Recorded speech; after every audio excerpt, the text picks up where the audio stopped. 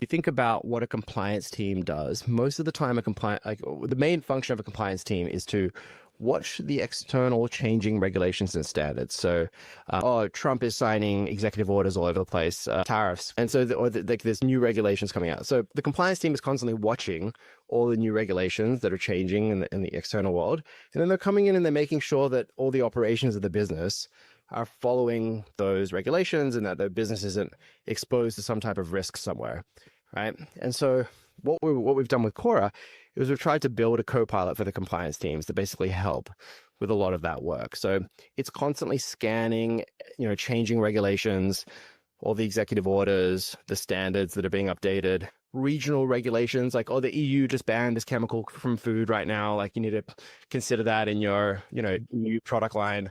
And then it's coming in and it's scanning the internal operations. So it's scanning, your processes, your workflows, your tasks, your documentation, and it's flagging, hey, is this, there was a regulatory change over here. You should come down and, take a look at this document or this workflow. And where it gets really fancy is we can kind of connect everything down the chain, right? So maybe you've got a security ISO standard that's changed, and you've got a security policy document that says, okay, when you terminate an employee, you need to remove their access within 48 hours. And that's like an ISO standard or a SOC 2 standard. And that's dictated by the actual, framework, by the certification. But if they change that and say, oh, actually, now it's going to be 24 hours instead of 48 hours, let's say, we can come in, we can scan the security policy and say, hey, we notice your security policy is out of date. It says 48 hours, not 24 hours. But then down the chain, we can say, okay, we know that this employee termination workflow is connected to the security policy, and it has an SLA on the workflow that says when someone's terminated, their key card needs to get removed within 48 hours.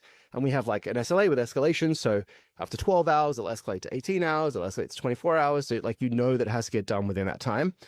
You can come in and scan like the workflow and say, hey, I see you've got an SLA here that's set to 48 hours. Your upstream regulation and policy has changed.